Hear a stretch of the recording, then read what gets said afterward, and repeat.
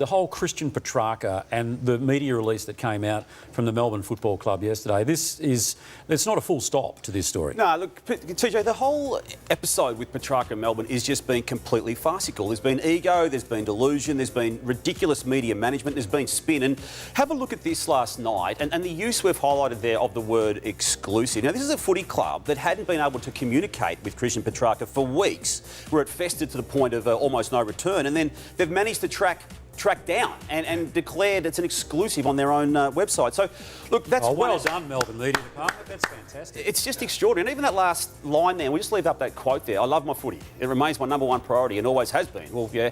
As for my future at the Melbourne Football Club, I remain committed to playing for the red and blue. Well, when you say I remain committed, you weren't committed to playing for the red and blue. You wanted to go to another club. You wanted to take Brand Petrarca to a big club, and that was what you were saying. That's what your teammates were saying. And this is the circus that unfolded in the past 2 or 3 weeks, as Christian himself chose to let this play out in a very, very public media sense. Now, the realities of it are there were 5 years remaining of a contract, and the delusional element to this whole saga was partially driven by Christian himself. How a currency from a club of one of those big club natures, Brownie, was ever going to be able to get this deal done. He's got wind of that in the past week, that no deal could possibly be done for him on as much as $1.7 million at various stages of that deal that remains until the end of 2029. So you're saying the only reason he's staying is there was no takers. Is that your line? There were takers from the sense that they would like the deal could not be done with what Melbourne was going to demand. And look, I fully acknowledge the trauma, Kane, that Christian Petrarca has been through physically and more so mentally from the King's birthday hit from Darcy Moore.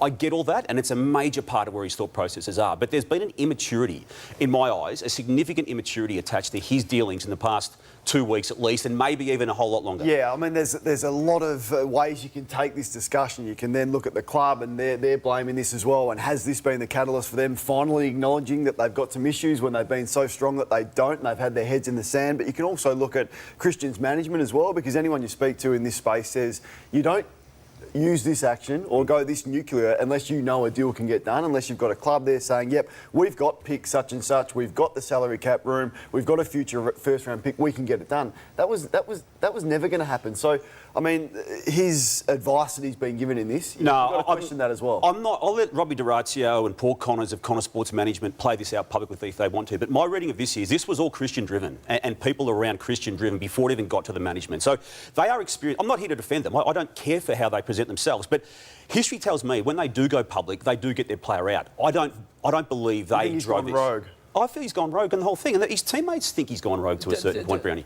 Damo, sorry, where did the whole thing come from about this was orchestrated to build his social media brand because he's big and making banana bread or something? That came from him.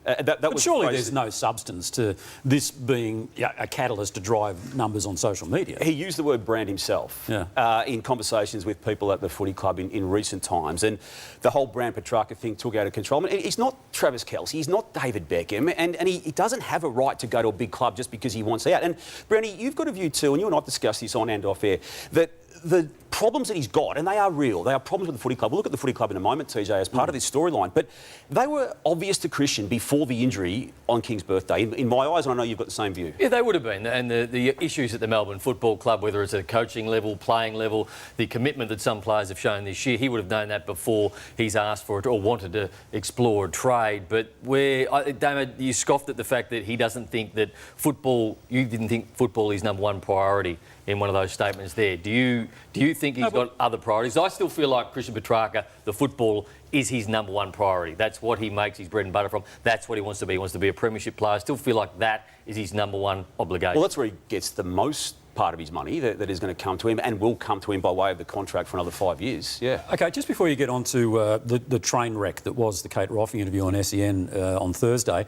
can I ask you three guys, right, you've all been at football clubs where you've had comings and goings, and I dare say you've been in situations where you've had teammates in a situation not quite as dramatic as this one, who have then sort of come back into the club with their tail between their legs. Do you forgive and forget and just move on and you're all there for the common cause? I think you do forgive and forget once you're back there. Absolutely. Yep. I think they're going to open their arms and say, welcome back, because we need you to go back up and play finals football again. We need you fit, we need you healthy. But I was surprised that Kate Roffey hadn't spoken to Christian Petrarca. OK, we'll get to that in a moment. Yeah, no, 100%. You forgive and forget. And one thing you got to understand on Melbourne's leadership group, you got Lever and May, who both come from other clubs as well. So players understand this is the business. Players understand there are certain issues. Players will have certain issues with the club. These get taken over.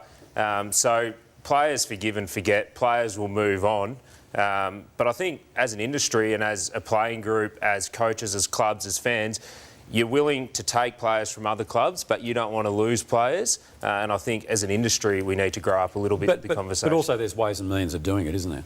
Well, there are. And did you want to have a say? Well, I just think there'd be a level of disappointment that this has become so public, because at the end of every off-season, at the end of every exit interview, as you guys know, you share what your frustrations are. But I feel like, TJ, everything has become public. From the time that he was disgruntled with the care that he didn't receive, that Tom Morris broke on your station, I think it was on August 12 or something. Your station as well. Yeah, and SEN as well.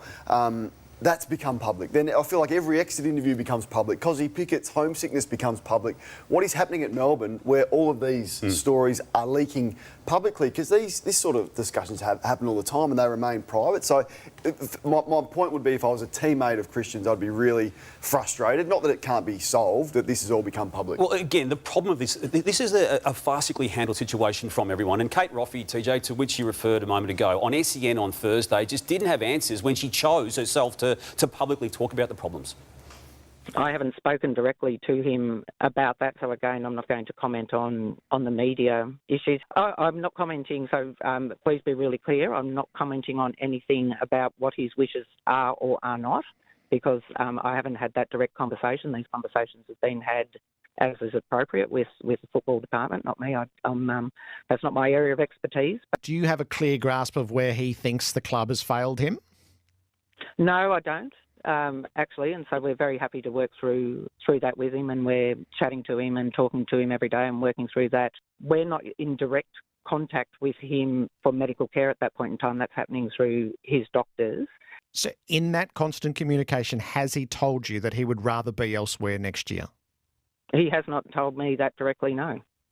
Do you need to hear that? I don't personally need to hear that. What I need to hear are, Christian, what are the issues that you have with the club and how do we work towards a resolution?